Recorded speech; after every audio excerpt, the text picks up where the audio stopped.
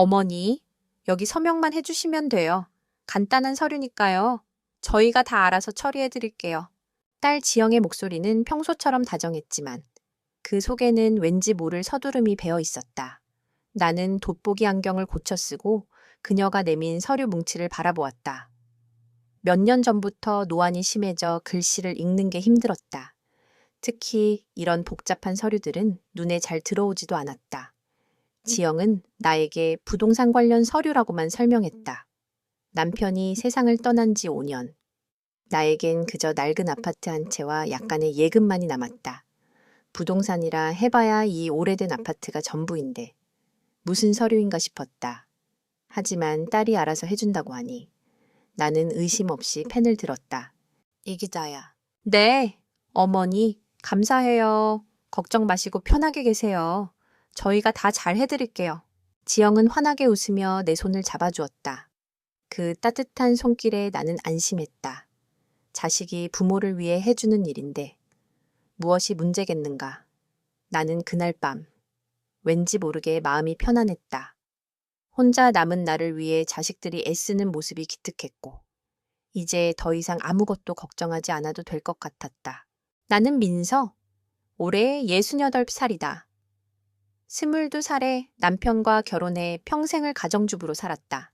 젊은 시절 내게도 꿈이 있었다. 붓을 들고 캔버스에 그림을 그리는 화가. 하지만 가난한 살림의 그림은 사치였다.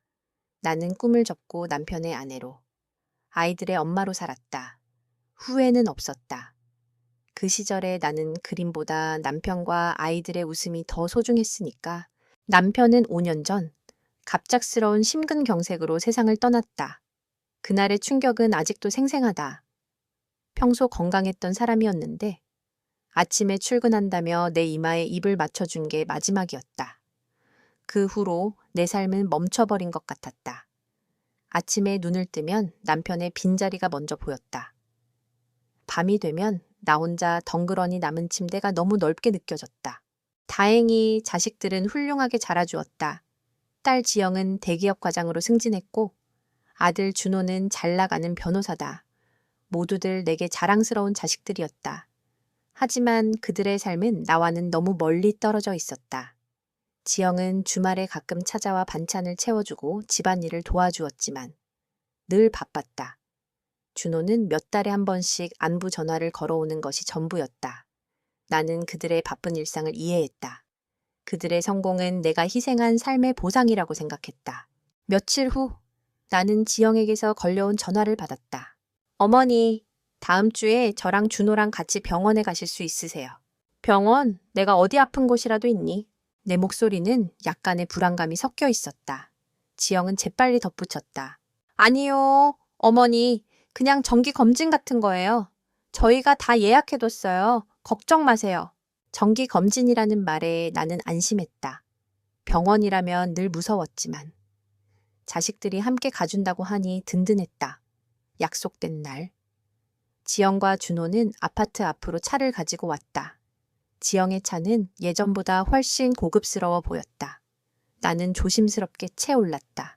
차 안에는 준호도 함께 있었다. 5년 만에 이렇게 자식들과 함께 차를 타는 건 처음이었다. 나는 왠지 모르게 마음이 설렜다. 마치 예전으로 돌아간 것 같았다. 어머니, 병원 가는 길에 잠시 들를 곳이 있어요. 준호는 내비게이션을 켜더니 익숙하지 않은 주소를 입력했다. 나는 의아했지만 아무 말 하지 않았다. 준호가 이끄는 대로 차는 서울 외곽의 조용한 주택가로 향했다. 한참을 달려 도착한 곳은 병원이 아니었다. 깨끗하고 정갈한 건물들이 늘어선 단지였다. 건물 앞에는 빛나는 노후의 집이라는 간판이 걸려 있었다. 나는 어리둥절한 표정으로 준호와 지영을 번갈아 보았다. 여긴 병원이 아니구나. 여기가 어디니? 준호가 담담하게 말했다. 어머니, 여기가 어머님이 앞으로 지내실 곳이에요. 저희가 준비한 집이에요. 나는 그 말이 무슨 뜻인지 한참 동안 이해할 수 없었다. 내 마음속에선 불길한 예감이 스치기 시작했다. 나는 차가운 손으로 준호의 팔을 잡았다. 이게 무슨 소리니 앞으로 지낼 곳이라니 너희가 왜?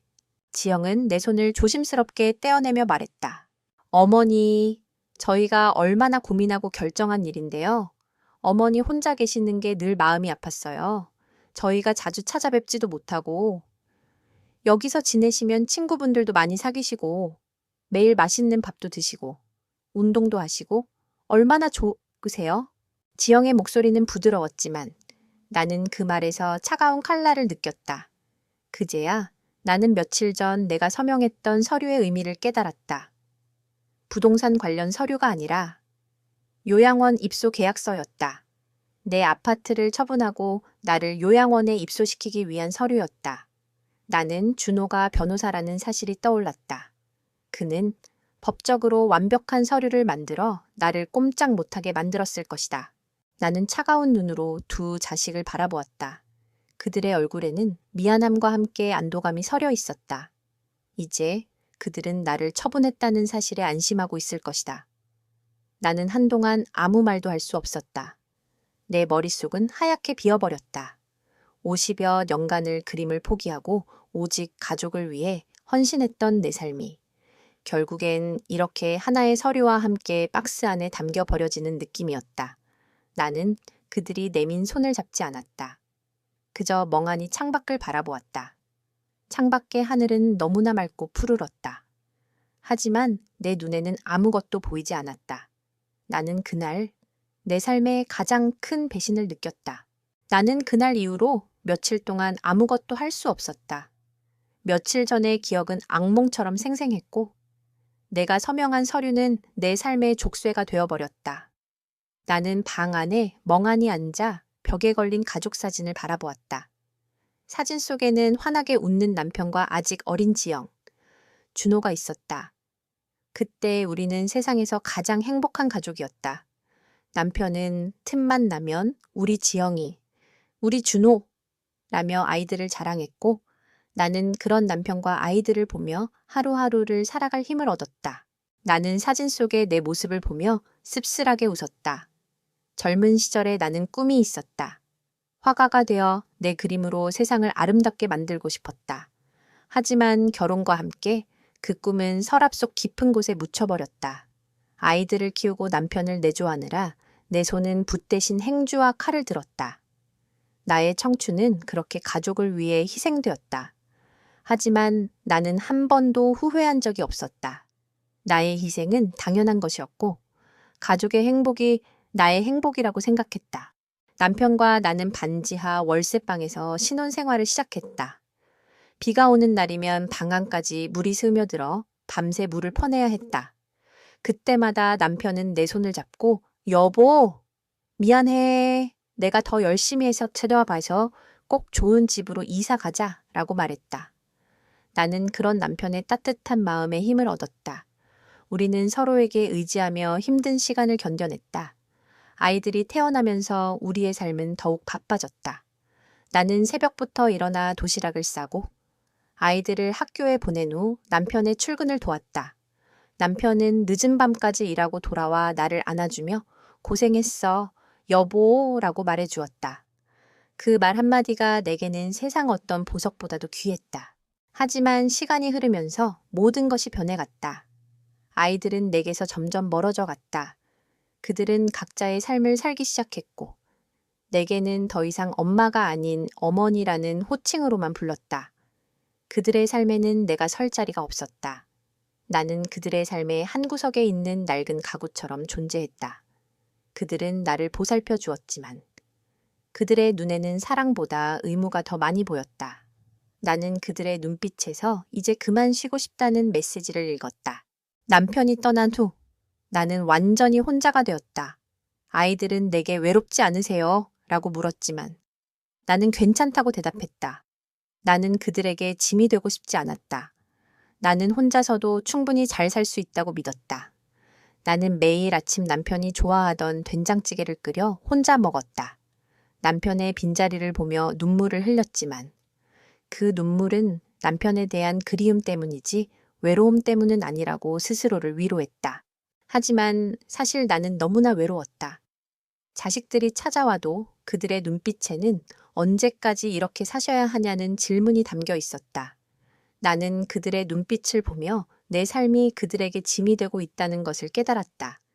나는 그들의 바쁜 일상에 방해가 되고 싶지 않았다. 그래서 나는 그들에게 아무 말도 하지 않았다. 그저 그들이 내게 해주던 대로 그들의 결정을 따르기로 했다. 며칠 전 지영과 준호가 나를 찾아와 서류에 서명을 부탁했을 때 나는 그들의 결정을 이해했다. 그들은 내가 더 편안하고 행복하게 살기를 바라는 마음에서 그런 결정을 했을 것이다. 나는 그들의 사랑을 의심하지 않았다. 하지만 빛나는 노후의 집이라는 간판을 보았을 때 내 마음은 무너져 내렸다. 그곳은 내가 꿈꾸던 노후가 아니었다. 내가 꿈꾸던 노후는 남편과 함께 낡은 아파트에서 손주들과 함께 웃고 떠드는 모습이었다. 하지만 내 꿈은 이미 사라진 지 오래였다. 나는 서랍 깊숙한 곳에 넣어두었던 낡은 스케치북을 꺼냈다. 스케치북 안에는 젊은 시절 내가 그렸던 그림들이 있었다. 나는 붓을 들고 캔버스에 그림을 그리는 것을 포기했지만 내 꿈은 아직 죽지 않았다.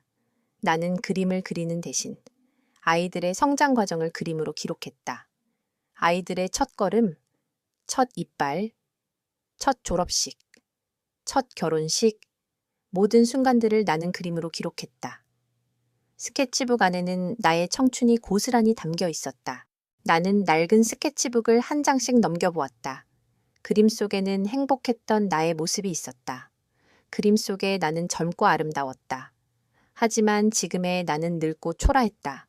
나는 그림을 보며 눈물을 흘렸다. 이 눈물은 남편에 대한 그리움도 자식들에 대한 원망도 아니었다. 이 눈물은 나 자신에 대한 연민이었다. 나는 나 자신을 잃어버린 채 가족을 위해 희생했다. 그리고 그 희생은 결국 나를 외톨이로 만들었다. 나는 스케치북을 덮고 창밖을 바라보았다. 창밖에는 비가 내리고 있었다. 빗방울이 창문에 부딪히는 소리가 내 마음을 더욱 아프게 만들었다. 나는 이제 어디로 가야 할까? 나는 이제 무엇을 해야 할까? 나는 내 삶의 의미를 잃어버린 채 덩그러니 혼자 남겨졌다. 나는 빛나는 노후의 집에서 빛을 잃어버린 채 살아야 할지도 모른다. 나는 이 모든 것을 받아들여야만 할까? 나는 이 모든 것을 견뎌낼 수 있을까? 내 마음속에는 수많은 질문들이 떠올랐지만 나는 아무런 대답도 할 수 없었다. 나는 그저 빗방울이 창문에 부딪히는 소리만 들으며 멍하니 앉아 있었다. 내 마음은 갈갈이 찢겨나갔다. 며칠 전 내가 서명했던 서류의 의미를 깨달은 이후로 나는 매일 밤 잠을 설쳤다. 잠이 오지 않아 낡은 스케치북을 뒤적이며 젊은 시절의 나를 만났지만 그럴수록 지금의 내가 더 초라하게 느껴질 뿐이었다. 나는 더 이상 숨거나 피할 수 없다는 것을 알았다.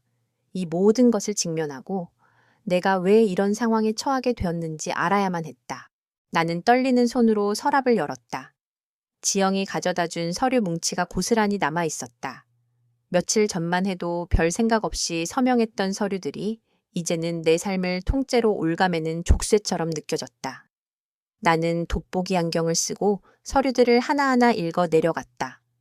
위임장, 부동산 매각 동의서, 그리고 맨 마지막 장에 빛나는 노후의 집 입주 계약서라는 글자가 선명하게 보였다. 머릿속이 하얗게 비어버리는 것 같았다. 그들의 말대로 부동산 관련 서류는 맞았지만 그 서류의 진짜 의미는 내 아파트를 팔아 나를 요양원에 보내는 것이었다. 나는 가슴을 쥐어뜯으며 흐느껴 울었다. 내 삶의 모든 것이 부정당하는 기분이었다. 내가 사랑하고 믿었던 자식들이 나를 속였다는 사실이 너무나 고통스러웠다. 나는 그들이 나를 버렸다고 생각했다. 내 짐을 덜기 위해 나를 팔았다고 생각했다. 나는 그들이 내게 왜 그랬는지 그 이유를 알고 싶었다. 나는 며칠 동안 망설이다가 용기를 내어 지영에게 전화를 걸었다. 신호음이 몇 번 울린 후에야 지영의 목소리가 들려왔다. 어머니, 무슨 일이세요? 저 지금 회의 중이라서요. 지영의 목소리는 여느 때처럼 차갑고 바빴다. 나는 떨리는 목소리로 물었다. 지연가, 너희가 나한테 서명하라고 했던 서류들, 그거 정말 내가 요양원에 들어가는 서류였니? 전화기 너머로 잠시 침묵이 흘렀다. 지영은 한숨을 쉬더니 말했다. 어머니, 제가 말씀드렸잖아요. 어머니 혼자 계시는 게 얼마나 위험한데요. 저희가 자주 찾아뵙지도 못하고 저희도 힘든데 힘들어 뭐가 그렇게 힘들다고. 어머니! 제가 어머니 걱정 안 하도록 안내해 드리려고 얼마나 애쓰는 줄 아세요? 어머니 아파트는 이미 팔렸어요. 팔린 돈으로 어머니 요양원 비용과 생활비를 마련했어요. 이제 어머니는 아무것도 걱정하실 필요 없어요. 편하게 사시면 돼요. 나는 지영의 말에 아무 말도 할 수 없었다. 그녀는 내가 아닌 그녀 자신의 편의를 위해 이런 결정을 내렸다는 것을 깨달았다. 그녀는 내가 편하게 사는 것을 원하는 것이 아니라 그녀 자신이 편하게 사는 것을 원했다. 나는 그녀에게서 더 이상 들을 말이 없었다. 나는 조용히 전화를 끊었다. 나는 준호에게도 전화를 걸었다. 준호는 지영보다 더 냉정하고 단호했다. 어머니, 저희도 어머니를 위해 최선을 다한 거예요. 저희가 어머니를 위해 마련한 곳은 최고급 시설이에요. 저희가 돈을 써서라도 어머니가 편하게 지내시도록 해드리고 싶었어요. 어머니, 저희한테 짐이 되지 말아주세요. 준호의 말은 내 마음에 비수처럼 박혔다. 나는 그들의 눈에 짐이었다. 평생을 그들을 위해 희생했는데 그들의 눈에는 내가 그들의 삶을 방해하는 짐에 불과했다. 나는 그들이 나를 처분했다는 사실을 깨달았다. 나는 이제 그들의 삶에서 완전히 사라져야 할 존재였다. 나는 아무것도 할 수 없었다. 내 아파트는 이미 팔렸고 나는 이제 곧 빛나는 노후의 집이라는 감옥으로 들어가야 했다. 나는 모든 것을 포기하고 싶었다. 하지만 내 마음 한구석에서는 작은 불씨가 타오르고 있었다. 나는 이 모든 것을 그대로 받아들일 수 없었다. 나는 내가 왜 이런 처지에 놓이게 되었는지 그 이유를 알아야만 했다. 나는 서랍 속에서 낡은 서류철을 꺼냈다. 남편이 살아있을 때 남겨둔 서류들이었다. 나는 서류들을 하나하나 살펴보았다. 남편의 유언장, 예금 통장, 보험 서류들. 나는 그 서류들을 보며 남편의 흔적을 찾으려 했다. 그가 내게 남겨준 것은 무엇이었을까? 나는 서류들 사이에서 남편이 쓴 편지 한 통을 발견했다. 편지에는 남편의 필체로 사랑하는 나의 아내에게 라는 글자가 쓰여 있었다. 나는 떨리는 손으로 편지를 열었다. 여보, 미안해. 내가 먼저 가서 미안해. 당신 혼자 남겨두고 가서 미안해. 하지만 당신에게 하나만 부탁할게. 당신의 꿈을 잊지 마. 당신은 화가였잖아. 당신의 꿈을 포기하지 마. 내가 당신 곁에 없지만 당신의 꿈을 위해 살아줘. 당신은 혼자가 아니야. 내가 당신의 꿈을 응원할게. 편지에는 남편의 따뜻한 마음이 가득 담겨 있었다. 나는 편지를 읽으며 눈물을 흘렸다. 남편은 나에게 짐이 되지 말라고 말하지 않았다. 그는 나에게 꿈을 잃지 말라고 말했다. 그는 내가 혼자서도 잘 살 수 있다고 믿어주었다. 나는 남편의 편지를 읽으며 용기를 얻었다. 나는 더 이상 좌절하지 않기로 했다. 나는 남편의 부탁을 들어주기로 했다. 나는 이 모든 것을 바로잡고 싶었다. 나는 내가 왜 이런 처지에 놓이게 되었는지 그 이유를 알아야만 했다. 나는 내가 할 수 있는 모든 것을 하기로 했다.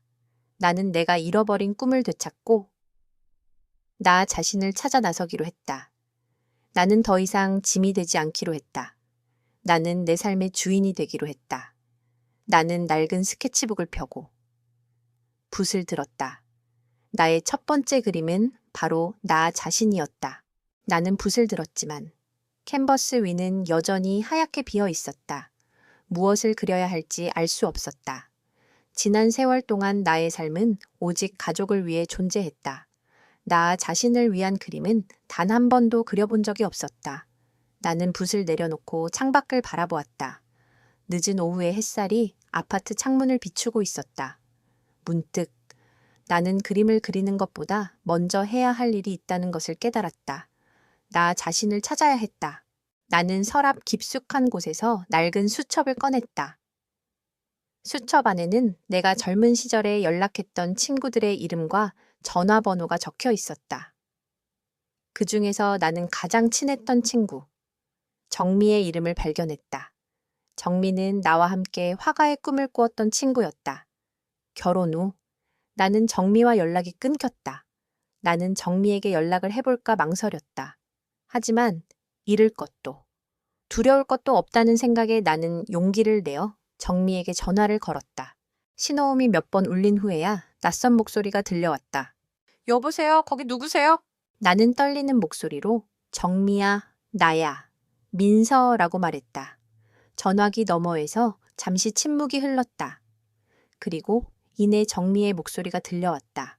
민서 정말 너니 네가 어떻게... 나는 정미의 목소리를 듣자마자 눈물이 쏟아져 나왔다. 나는 정미에게 지난 세월 동안 내가 어떻게 살았는지, 그리고 지금 내가 어떤 상황에 처해 있는지 모두 털어놓았다. 정미는 나의 이야기를 듣고 한동안 말을 잇지 못했다. 민서야, 네가 그렇게 힘들게 살고 있었는 줄 몰랐어. 내게 연락을 하지 못해서 정말 미안해. 정미는 내게 용기를 주었다. 그녀는 내가 아직 늦지 않았다고 말했다. 그녀는 내게 다시 그림을 그릴 것을 권했다. 나는 정미의 말에 힘을 얻었다. 나는 정미를 만나기로 했다. 정미와 나는 오랜만에 재회했다.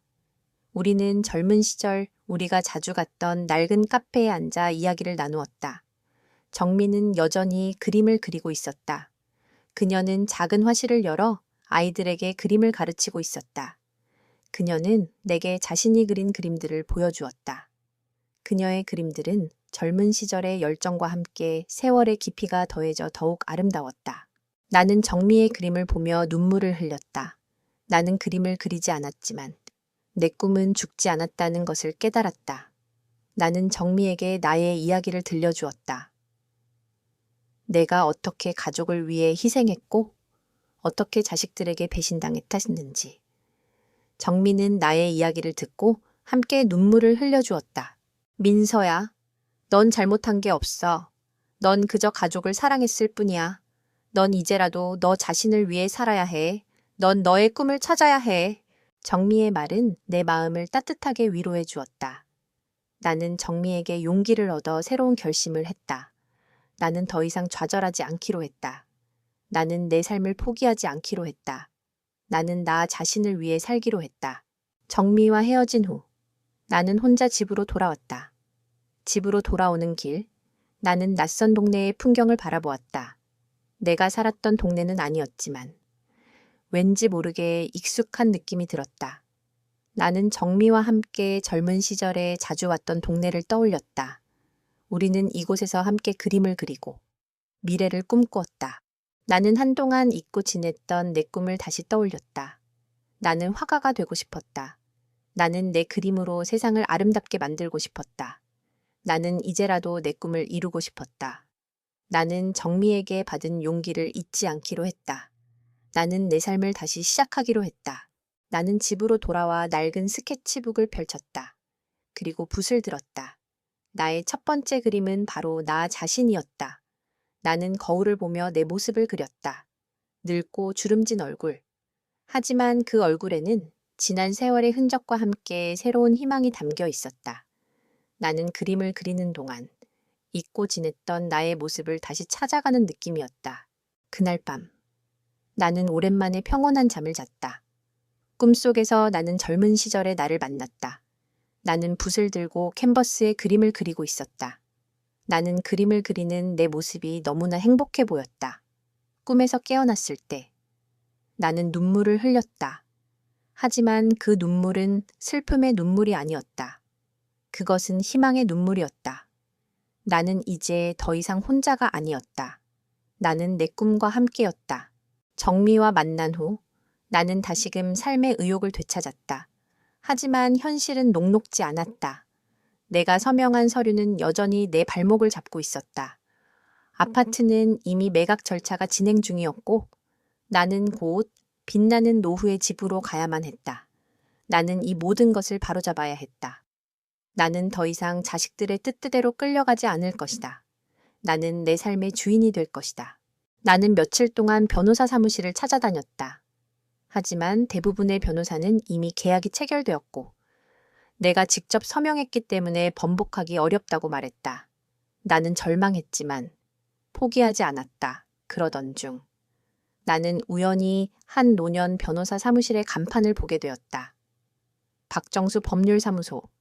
간판에는 낡은 글씨체가 희미하게 쓰여 있었지만 왠지 모르게 따뜻한 느낌이 들었다. 나는 용기를 내어 사무실 문을 열었다. 사무실 안에는 백발이 성성한 노년의 변호사 한 분이 앉아 있었다. 그는 나를 보고 따뜻하게 웃어주었다. 나는 떨리는 목소리로 내 사정을 털어놓았다. 내가 어떻게 자식들에게 속아 서류에 서명에 착했는지, 그리고 지금 내가 어떤 상황에 처해 있는지. 박 변호사는 나의 이야기를 듣고 한동안 말없이 고개를 끄덕였다. 어머님, 힘내세요. 어머님 잘못이 아니에요. 자식들이 어머님의 마음을 몰라준 거죠. 박 변호사의 따뜻한 위로에 나는 눈물을 쏟았다. 그는 내 손을 잡고 말했다. 어머님, 이 계약은 무효로 만들 수 있습니다. 자식들이 어머님을 속이고 서명하게 만든 것은 명백한 사기입니다. 제가 도와드리겠습니다. 박 변호사의 말은 내게 희망을 주었다. 나는 그의 도움을 받아 계약 무효 소송을 준비하기 시작했다. 소송 절차는 복잡하고 어려웠지만 박 변호사는 나를 곁에서 든든하게 지켜주었다. 그는 나에게 법률적인 조언뿐만 아니라 따뜻한 위로와 용기를 주었다. 나는 그에게서 잃어버렸던 가족의 따뜻함을 느낄 수 있었다. 나는 소송을 준비하는 동안 지영과 준에게서 계속해서 연락이 왔다. 그들은 내가 소송을 준비하고 있다는 사실을 알게 되었고 내게 전화를 걸어 소송을 취하하라고 요구했다. 어머니, 왜 이렇게 일을 크게 만드시는 거예요? 저희가 어머니를 버린 게 아니잖아요. 저희가 얼마나 어머니를 위해 애쓰는지 아세요. 어머니, 저희 변호사가 곧 어머니께 연락드릴 거예요. 소송 취하하세요. 그러면 저희가 모든 것을 해결해 드릴게요. 나는 그들의 말에 흔들리지 않았다. 그들의 말은 나를 위한 것이 아니라 그들 자신을 위한 것이라는 것을 나는 이미 알고 있었다. 나는 그들에게 단호하게 말했다. 지영아, 준호야, 이제 나는 너희들의 뜻대로 살지 않을 거야. 나는 내 삶의 주인이 될 거야.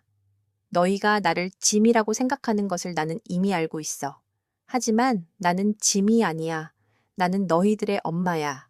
너희가 나를 사랑한다면 나를 존중해 주오. 나는 전화를 끊고 낡은 스케치북을 펼쳤다. 나는 소송을 준비하면서 느꼈던 나의 감정들을 그림으로 표현했다. 변호사 사무실에서 만났던 박 변호사의 따뜻한 미소. 그리고 지영과 준호의 차가운 목소리. 나의 그림들은 나의 감정들을 솔직하게 표현했다. 나는 그림을 그리면서 나의 마음을 치유하고 있었다. 나는 소송을 준비하면서 잃어버렸던 나의 꿈을 다시 찾았다. 나는 화가가 되고 싶었다. 나는 내 그림으로 세상을 아름답게 만들고 싶었다. 나는 박 변호사에게 이 사실을 털어놓았다. 박 변호사는 나의 꿈을 응원해 주었다. 어머님, 꿈을 잃지 마세요. 어머님은 아직 늦지 않았습니다. 어머님은 이제라도 어머님의 꿈을 이루실 수 있습니다. 나는 박 변호사의 말에 힘을 얻어 새로운 결심을 했다. 나는 소송에서 이기면 내 아파트를 다시 찾아 그림을 그리는 화실로 만들기로 했다. 나는 내 그림으로 사람들에게 희망을 주고 싶었다. 나는 내가 겪었던 아픔을 그림으로 표현하고 그 그림을 통해 사람들에게 위로를 주고 싶었다. 소송 절차는 생각보다 길고 복잡했다. 지영과 준호는 변호사를 고용하여 나를 상대로 싸웠다. 나는 그들의 변호사가 보낸 서류들을 보며 마음이 아팠다. 그들은 나를 치매 환자로 몰아갔고 내가 스스로 판단할 능력이 없다고 주장했다.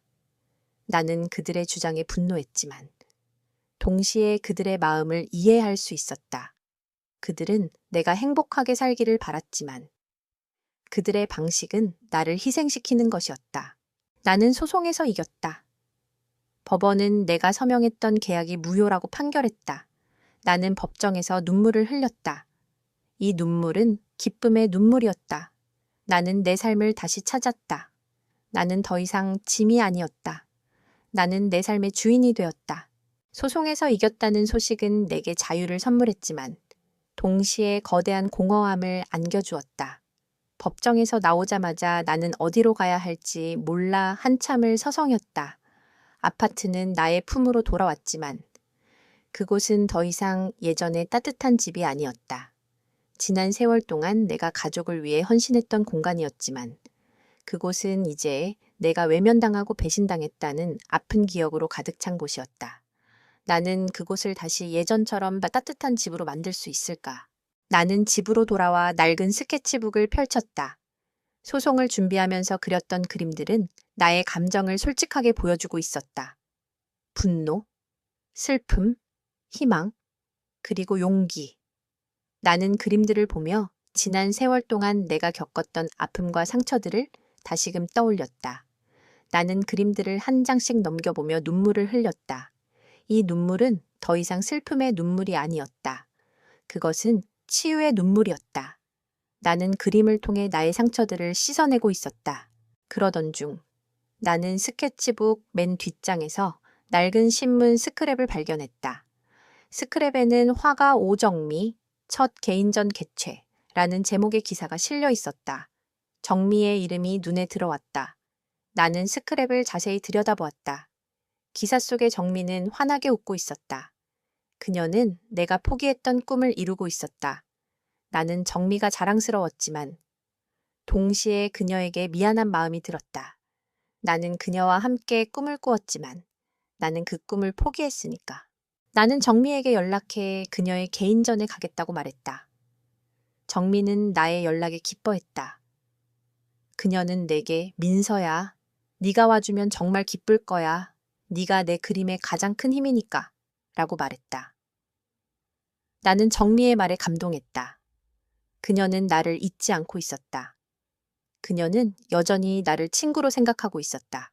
정미의 개인전은 작은 갤러리에서 열렸다. 갤러리 안에는 정미가 그린 아름다운 그림들이 가득했다. 그녀의 그림들은 자연의 아름다움과 사람들의 따뜻한 마음을 담고 있었다. 나는 정미의 그림을 보며 눈물을 흘렸다. 그녀의 그림들은 내가 포기했던 꿈을 다시 떠올리게 했다. 나는 정미에게 다가가 그녀의 손을 잡았다. 정미야, 정말 축하해. 네가 이렇게 멋진 화가가 될 줄은 몰랐어. 네가 자랑스러워. 정미는 나의 손을 잡고 따뜻하게 웃어주었다. 민서야, 고마워. 네가 없었다면 나도 여기까지 오지 못했을 거야. 네가 나에게 영감을 줬어. 나는 정미의 말에 아무 말도 할 수 없었다. 나는 그녀에게 영감을 준 적이 없었다. 나는 그저 그녀의 곁에서 그녀의 꿈을 응원했을 뿐이었다. 나는 정미의 따뜻한 마음에 다시 한번 감동했다. 정미는 내게 자신의 그림 한 점을 선물했다. 그림 속에는 두 명의 여자가 마주보고 웃고 있었다. 한 명은 젊은 시절의 나였고 다른 한 명은 젊은 시절의 정미였다. 그림 속에 우리는 아름다웠다. 우리는 서로의 꿈을 응원하며 미래를 꿈꾸고 있었다. 나는 정미의 그림을 보며 눈물을 흘렸다. 이 그림은 단순한 그림이 아니었다. 그것은 우리의 우정과 꿈을 담고 있는 보물이었다. 나는 이 그림을 평생 간직하기로 했다. 이 그림은 내가 잃어버렸던 나의 꿈을 다시 찾아주는 이정표가 될 것이다. 정미와 헤어진 후 나는 다시 집으로 돌아왔다. 나는 정미의 그림을 거실에 걸었다. 그림을 걸자마자 거실 분위기가 따뜻해졌다. 나는 그림을 보며 새로운 결심을 했다. 나는 이 그림처럼 아름다운 그림을 그리고 싶었다. 나는 내가 겪었던 아픔과 상처들을 그림으로 표현하고 그 그림을 통해 사람들에게 희망과 위로를 주고 싶었다. 나는 그날부터 매일 그림을 그리기 시작했다. 나는 아침 일찍 일어나 붓을 들고 밤늦게까지 그림을 그렸다. 그림을 그리는 동안 나는 내가 왜 그림을 포기했는지, 그리고 왜 다시 그림을 그리기 시작했는지 다시금 떠올렸다. 나는 그림을 통해 나의 삶을 되돌아보고 나 자신을 찾아가고 있었다. 나는 그림을 그리면서 지영과 준획에서 걸려오는 전화를 받지 않았다. 그들은 내게 미안하다고 말했지만 나는 그들의 말을 믿을 수 없었다. 나는 그들에게서 더 이상 아무것도 기대하지 않았다. 나는 그저 나 자신을 위해 살고 싶었다. 나는 그림을 그리면서 잃어버렸던 나의 삶의 의미를 다시 찾았다. 나는 그림을 통해 나의 삶을 치유하고 새로운 삶을 시작하고 있었다. 나는 더 이상 외롭지 않았다. 나는 내 꿈과 함께였다. 나는 내 삶의 주인이 되었다. 소송에서 이긴 무. 나는 다시 아파트로 돌아왔다. 하지만 집은 예전과 같은 따뜻함이 없었다. 마치 폭풍이 휩쓸고 간 자리처럼. 집안 곳곳에는 낯선 공기와 침묵만이 가득했다. 나는 집안을 천천히 둘러보았다. 남편의 사진, 아이들의 졸업 앨범, 결혼식 사진, 모든 것이 제자리에 있었지만 나는 왠지 모르게 낯설게 느껴졌다. 이 집은 내가 평생을 바쳐 지켰던 곳이었지만 이제는 나 혼자 남겨진 텅 빈 공간에 불과했다. 나는 며칠 동안 아무것도 하지 않고 집안에 머물렀다. 밥을 먹는 것도, 잠을 자는 것도 힘들었다. 나는 내가 이 집에서 무엇을 해야 할지 알 수 없었다. 그때 문득 정미의 말이 떠올랐다. 민서야, 넌 너의 꿈을 찾아야 해. 넌 이제라도 너 자신을 위해 살아야 해. 나는 정미의 말을 듣고 용기를 얻었지만 현실은 나의 발목을 잡고 있었다. 나는 그림을 그리고 싶었지만 그림을 그릴 힘이 없었다. 나는 그림을 그리는 대신 집안 곳곳을 정리하기 시작했다. 나는 낡은 가구들을 버리고 새로운 가구들을 들여왔다. 나는 벽지를 새로 바르고 창문을 닦았다. 나는 집안을 정리하면서 나의 마음도 정리하고 있었다. 나는 지난 세월 동안 내가 겪었던 아픔과 상처들을 잊고 싶었다. 나는 이 집을 다시 따뜻한 집으로 만들고 싶었다. 그러던 중 나는 서랍 깊숙한 곳에서 남편이 남겨둔 편지 한 통을 발견했다. 편지에는 남편의 필체로 사랑하는 나의 아내에게 라는 글자가 쓰여 있었다. 나는 떨리는 손으로 편지를 열었다. 남편은 편지에서 내게 미안하다고 말했다. 그가 먼저 떠나서 미안하다고. 내가 혼자 남겨질 것을 생각하면 마음이 아프다고 말했다. 그리고 그는 내게 부탁했다. 여보, 미안해. 내가 먼저 가서 미안해. 하지만 당신에게 하나만 부탁할게. 당신의 꿈을 잊지 마. 당신은 화가였잖아. 당신의 꿈을 포기하지 마. 내가 당신 곁에 없지만 당신의 꿈을 위해 살아줘. 당신은 혼자가 아니야. 내가 당신의 꿈을 응원할게. 남편의 편지는 내게 큰 위로가 되었다. 나는 남편이 나를 잊지 않았다는 사실에 눈물을 흘렸다. 그는 내가 외로워할 것을 걱정했지만 동시에 내가 꿈을 잃고 살까봐 더 걱정했다. 나는 남편의 편지를 읽고 용기를 얻었다. 나는 더 이상 좌절하지 않기로 했다. 나는 남편의 부탁을 들어주기로 했다. 나는 그날부터 그림을 그리기 시작했다. 나는 거실을 화실로 만들었다. 나는 낡은 붓과 물감을 꺼내어 캔버스에 그림을 그리기 시작했다. 나의 첫 번째 그림은 바로 나 자신이었다. 나는 거울을 보며 내 모습을 그렸다. 늙고 주름진 얼굴. 하지만 그 얼굴에는 지난 세월의 흔적과 함께 새로운 희망이 담겨 있었다. 나는 그림을 그리는 동안 잊고 지냈던 나의 모습을 다시 찾아가는 느낌이었다. 나는 그림을 그리면서 지영과 준호에게서 걸려오는 전화를 받지 않았다. 그들은 내게 미안하다고 말했지만 나는 그들의 말을 믿을 수 없었다. 나는 그들에게서 더 이상 아무것도 기대하지 않았다. 나는 그저 나 자신을 위해 살고 싶었다. 나는 그들의 전화에 응답하지 않는 것으로 나의 감정을 표현했다. 그들의 전화벨 소리는 내게 더 이상 희망이 아니라 침묵의 무게였다. 어느 날 저녁, 나는 그림을 그리다 잠이 들었다. 꿈속에서 나는 젊은 시절의 나를 만났다. 나는 붓을 들고 캔버스에 그림을 그리고 있었다. 나의 그림은 아름다웠고 나는 그림을 그리는 내 모습이 너무나 행복해 보였다. 나는 꿈에서 깨어났을 때 눈물을 흘렸다. 하지만 그 눈물은 슬픔의 눈물이 아니었다. 그것은 희망의 눈물이었다. 나는 이제 더 이상 혼자가 아니었다. 나는 내 꿈과 함께였다. 나는 내 삶의 주인이 되었다. 나는 그림을 그리면서 잃어버렸던 나의 삶의 의미를 다시 찾았다.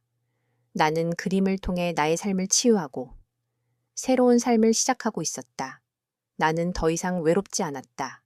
나는 내 꿈과 함께였다. 나는 내 삶의 주인이 되었다. 어느 날 오후, 초인종 소리가 나의 고요한 일상을 깨뜨렸다. 나는 붓을 내려놓고 현관문으로 향했다. 문을 열자.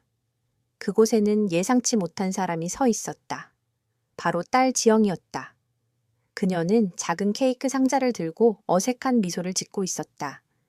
나는 아무 말 없이 그녀를 바라보았다. 그녀의 얼굴에는 미안함과 함께 망설임이 엿보였다. 여면이 저예요? 지영은 조심스럽게 말했다. 나는 그녀의 말에 아무런 대답도 하지 않았다. 그녀는 내 표정을 읽고는 더욱 불안해하는 것 같았다. 나는 그녀를 집 안으로 들였다. 거실에는 내가 그린 그림들이 여기저기 놓여 있었다. 그녀는 그림들을 보며 눈이 휘둥그레졌다. 그녀의 눈빛에는 놀라움과 함께 의아함이 서려 있었다. 어머니, 이 그림들, 어머니가 그리신 거예요? 나는 그녀의 질문에 대답하지 않고 조용히 차를 끓였다. 지영은 내가 끓여준 차를 마시며 다시 입을 열었다. 어머니, 정말 죄송해요. 그때 저희가 너무 이기적이었어요. 어머니께서 그렇게 상처받으실 줄은 몰랐어요. 지영의 사과는 진심으로 들렸다.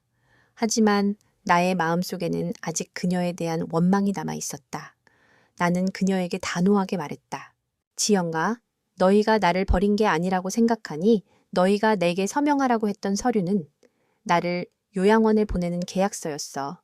너희는 내가 늙고 병들고 힘이 없다고 생각했겠지. 너희의 삶에 내가 방해가 된다고 생각했겠지. 하지만 나는 너희의 짐이 아니야. 나는 너희의 엄마야. 나의 말에 지영은 고개를 숙였다. 그녀의 어깨는 미세하게 떨리고 있었다. 그녀는 울고 있었다. 나는 그녀의 눈물을 보며 마음이 아팠다. 하지만 나는 더 이상 그녀의 눈물에 흔들리지 않을 것이다. 나는 그녀에게 나의 감정을 솔직하게 표현하고 싶었다. 지영아, 나는 너희를 사랑해. 하지만 너희의 방식은 옳지 않았어. 너희는 내게 솔직하게 말했어야 했어. 너희는 내가 어떤 마음으로 그림을 포기하고 너희를 키웠는지 알아야 해. 지영은 나의 말에 고개를 들었다. 그녀의 눈은 빨갛게 충혈되어 있었다. 어머니, 저는 몰랐어요. 어머니가 그림을 좋아하시는 줄도 몰랐어요. 어머니는 늘 저희를 위해 사셨잖아요. 저희는 그게 당연한 줄 알았어요. 지영의 말은 나에게 충격과 함께 깨달음을 주었다. 나는 그녀의 말에 반박할 수 없었다. 나는 정말로 그녀에게 나의 감정을 표현한 적이 없었다. 나는 그녀에게 나의 꿈을 이야기한 적이 없었다. 나는 그저 묵묵히 희생했을 뿐이었다. 나는 그녀에게 나 자신을 잃어버린 채 살았다는 것을 깨달았다. 나는 지영에게 낡은 스케치북을 보여주었다. 스케치북 안에는 내가 그린 그림들이 있었다. 아이들의 첫걸음, 첫 이빨, 첫 졸업식, 첫 결혼식, 모든 순간들을 나는 그림으로 기록했다. 지영은 스케치북을 한 장씩 넘겨보며 눈물을 흘렸다. 그녀는 그림 속의 자신을 보며 지난 세월의 흔적을 되짚어보는 것 같았다. 어머니, 제가 왜 이제야 이 그림들을 보게 되었을까요? 지영의 말에 나는 아무런 대답도 하지 못했다. 나는 그저 그녀의 손을 잡고 따뜻하게 웃어주었다. 나는 그녀에게 용서를 구하는 대신 그녀에게 나의 삶을 보여주고 싶었다. 나는 그녀에게 내가 얼마나 그녀를 사랑했는지, 그리고 내가 얼마나 그녀를 위해 희생했는지 보여주고 싶었다. 지영은 그날 밤 내게 많은 이야기를 해주었다. 그녀는 내가 요양원에 가기를 바랐던 이유가 내가 혼자 있을 때 무슨 일이 생길까봐 걱정했기 때문이라고 말했다. 그녀는 내가 외롭지 않기를 바랐고 내가 더 안전하고 편안하게 살기를 바랐다고 말했다. 그녀의 말은 내게 큰 위로가 되었다. 나는 그녀의 마음을 이해할 수 있었다. 나는 그녀에게 말했다. 지영가, 고마워. 너의 마음을 알았어. 하지만 이제 나는 혼자가 아니야. 나는 나의 꿈과 함께야.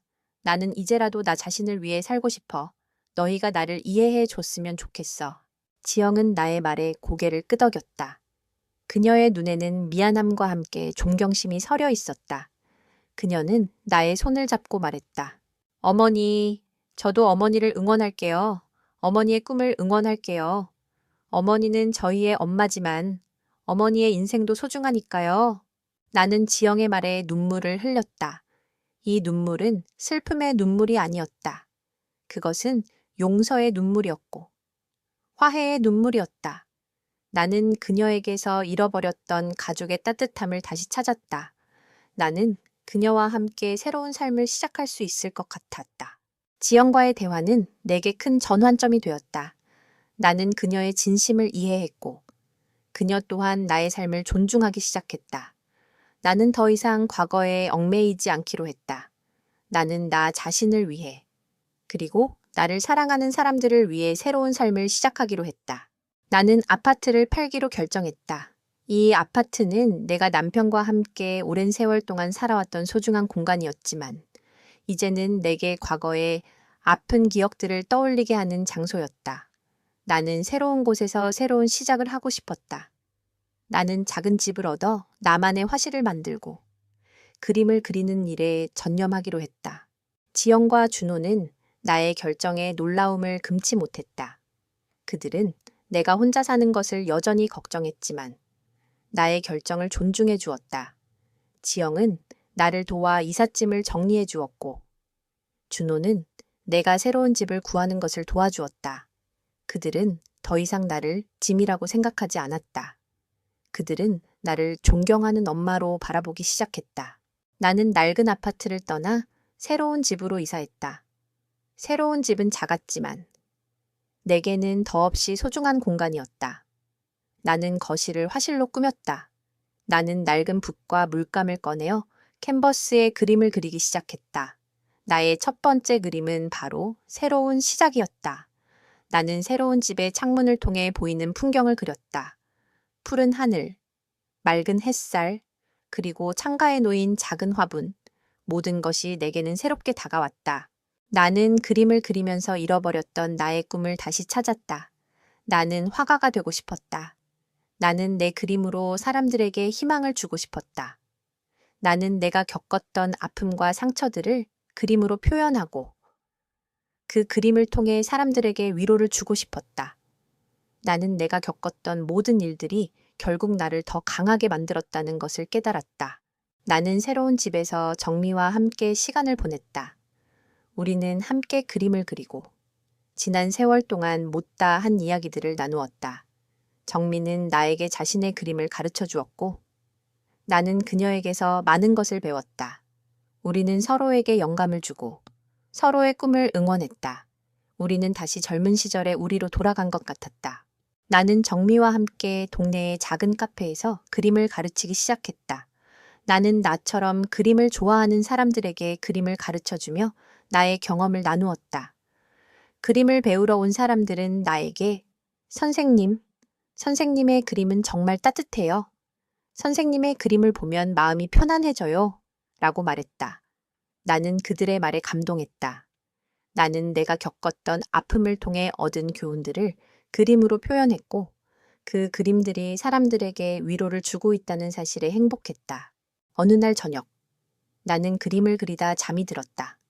꿈속에서 나는 남편을 만났다. 남편은 내게 환하게 웃어주었다. 그는 내게 여보, 당신의 그림은 정말 아름다워. 당신은 나의 가장 자랑스러운 화가야. 라고 말했다. 나는 남편의 말에 눈물을 흘렸다. 이 눈물은 기쁨의 눈물이었다. 나는 남편에게 나의 꿈을 이루었다는 것을 보여줄 수 있어서 행복했다. 꿈에서 깨어났을 때 나는 창밖으로 보이는 푸른 하늘을 바라보았다. 나는 이제 더 이상 혼자가 아니었다. 나는 내 꿈과 함께였다.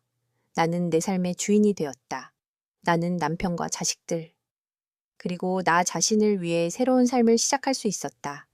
나는 내가 겪었던 모든 아픔과 상처들을 그림으로 표현하고 그 그림을 통해 사람들에게 희망을 주고 싶었다. 나는 내 그림으로 세상을 아름답게 만들고 싶었다. 내 삶은 완전히 새로운 궤도에 올랐다. 나는 아침 일찍 일어나 따뜻한 차 한 잔을 마시며 그림을 그리기 시작했다. 창밖으로는 햇살이 쏟아져 들어왔고 작은 화분에는 내가 심은 꽃들이 활짝 피어 있었다. 나는 매일 그림을 그리는 일에 전념했고 나의 그림은 나의 삶의 모든 것을 담고 있었다. 기쁨, 슬픔, 희망, 그리고 용기. 나의 그림들은 나의 감정들을 솔직하게 표현했다. 어느 날 오후, 나는 그림을 그리다 잠시 붓을 내려놓고 창밖을 바라보았다. 창밖으로는 평화로운 풍경이 펼쳐져 있었다. 그때 초인종 소리가 들렸다. 나는 문을 열었다. 문 앞에는 딸 지영과 아들 준호가 서 있었다. 그들의 손에는 작은 화분과 내가 좋아하던 빵이 들려 있었다. 나는 그들을 보며 따뜻하게 웃어주었다. 어머니, 저희 왔어요. 지영은 조심스럽게 말했다. 나는 그들을 집 안으로 들였다. 거실에는 내가 그린 그림들이 가득했다. 지영과 준호는 그림들을 보며 눈물을 흘렸다. 어머니, 정말 죄송해요. 저희가 그때는 너무 어려서 어머니의 마음을 몰랐어요. 어머니가 이렇게 멋진 분인 줄도 몰랐어요. 준호는 나의 손을 잡고 말했다. 나는 그들의 사과에 아무 말도 하지 않았다. 나는 그저 그들의 손을 잡고 따뜻하게 웃어주었다. 나는 그들을 용서했다. 나는 그들이 나를 버린 것이 아니라 그들 나름대로 나를 사랑하는 방식을 찾고 있었다는 것을 깨달았다. 그들의 방식은 나를 상처 입혔지만 나는 그들의 진심을 느낄 수 있었다. 나는 지영과 준호에게 말했다. 너희도 나를 사랑했겠지. 하지만 이제라도 알게 되어서 다행이야. 나는 이제 너희의 짐이 아니야. 나는 내 삶의 주인이 되었어. 나는 이제라도 내가 하고 싶은 일을 하며 살고 싶어. 나는 그들에게 낡은 스케치북을 보여주었다. 스케치북 안에는 내가 그린 그림들이 있었다. 아이들의 첫걸음, 첫 이빨, 첫 졸업식, 첫 결혼식, 모든 순간들을 나는 그림으로 기록했다. 지영과 준호는 스케치북을 보며 다시 한번 눈물을 흘렸다.